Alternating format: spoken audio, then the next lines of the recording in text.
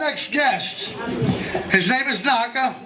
He played in New York Comedy and Broadway. He played at the Brokerage, Governors.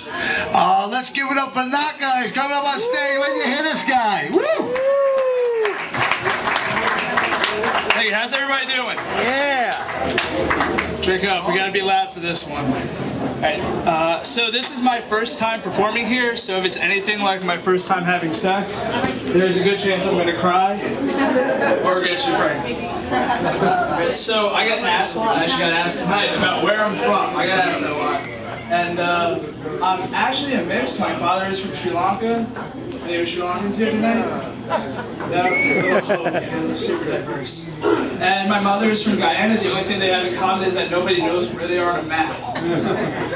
So, to a degree, I'm exotic, but when I go out, girls tend to think I'm more exotic than I actually am. I was at a club one night, and this girl whispers in my ear, she goes, "I love Spanish, man."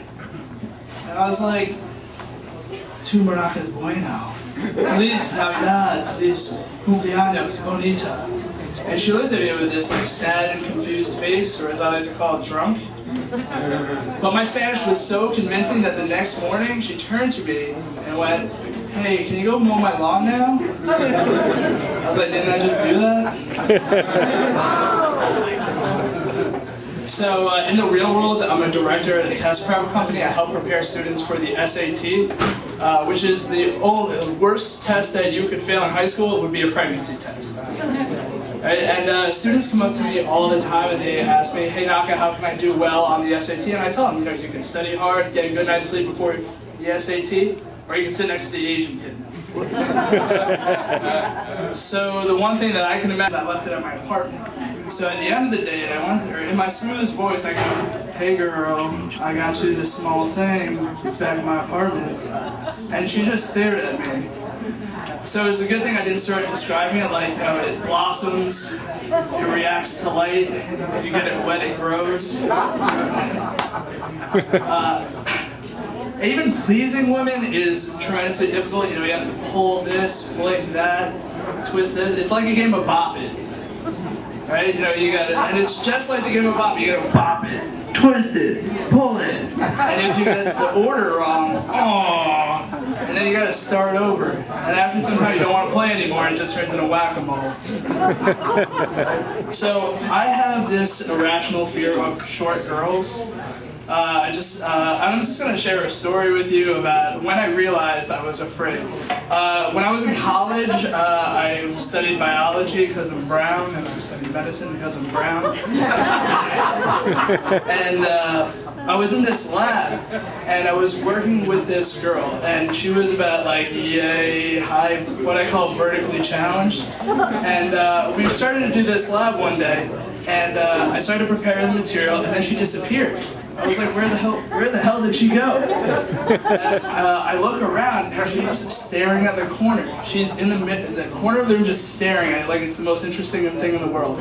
And it wasn't like she was staring at it for like 10 seconds, it was for 5 hours. She was just dead ass on it. And my lab partner was like, "Dude, that girl was high off her ass."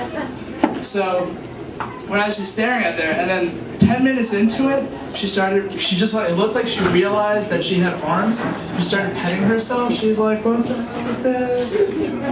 For like 10 minutes, starts petting her arm, and every now and then she'll turn around to see if anyone's looking. She'd be like, and everyone's just staring because we thought we were gonna kill her. She was gonna kill us.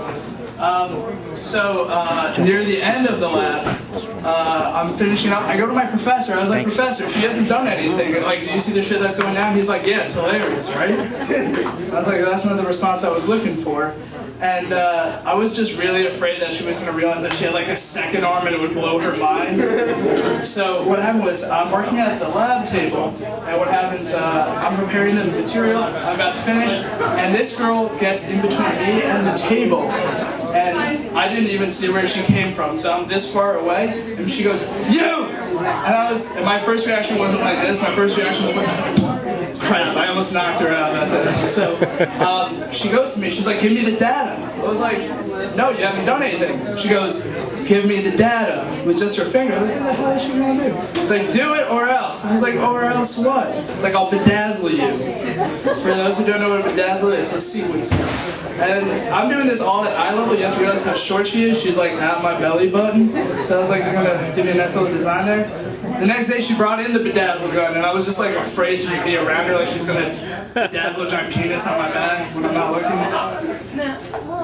So I used to be part of a gang when I was a kid. You know, we had knives, bandanas, we even had gang signs. I was a bad boy, scout. What a lot of people don't realize is that when you get old enough in the Scouts, you get to go on what we call these high adventures. And I'm looking at you, Lindenhurst, you're like, it's not one of those high adventures. It's an intensive camping trip. So the hike I did a 200-mile hike in the New Mexico Cimarron. And just to paint you a word picture, it's the only place on earth I've ever seen it. Thunder, hail, lightning, mudslide, hurricane. It's like Mother Nature just PMSing on you. Right? PMS jokes aren't funny, period. So one day I'm hiking with my friends, and we decided to take a break, and we're sitting at the top of this ledge, and at the base of it, I noticed a bear den. So I was about 17 years old at the time, and the only thing running through my head is like, I'm getting a Facebook profile picture out of this. So I run down, I bring my friend, and we're sitting in front of this bear den, and I'm just pretending to be a bear. I was like, I'm a bear. He's taking pictures, and then all of a sudden, a bear cub runs by. Now, why should you be afraid of the bear cub? Mama bear's right behind me, so I'm like, I'm a bear. The mama bear's like, the fuck? So obviously the mother bear is going to protect the cub, so it gets up, and my friend and I were sitting there, we're like, fuck! So who knows what you're supposed to do when a bear attacks? Nothing. Who said run? Who said you're dead? Congratulations. You play dead if it's just wandering around. That's right. Apart from being entertained tonight, you're gonna get bear survival tips. Who said? I think someone said climb a tree. Have you ever seen freaking Winnie the Pooh? That's all they love to do. So I saw some people in the back. They said you have to look big. So you put your arms out and you just scream. So we're standing at the bear and we're just like ah, and the bear looked confused. It was like, the fuck are these guys doing? This is where the story gets complicated because. I like to make fun of my friend because I like to say he hit puberty twice in his life because I've never seen a guy's voice crack so hard. So we're both sitting there like, ah! And then he's sitting there, ah! And I don't speak bear, but I'm pretty sure the bear called him a bitch. It was like, you bitch! Took a couple of swipes at us. And then in my head I was like, how the fuck am I going to compensate for him acting like a bitch? So I was like, I'm going to curse this bear out. So I was like, motherfucker! And the bear looked annoyed, but it looked more annoyed when my friend tried to do it. He was just like, motherfucker!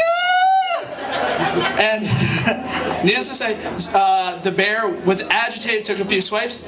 My crew came with pots and pans, and eventually the bear ran off. What I didn't realize is they saw this whole shit go down, and they're just at the top, they're just taking pictures. It's like, how's this for Facebook, douchebag? You guys have been fantastic. My name is Naka. Thank you. Yeah. Give it up for Naka. Come on. He's brown. He's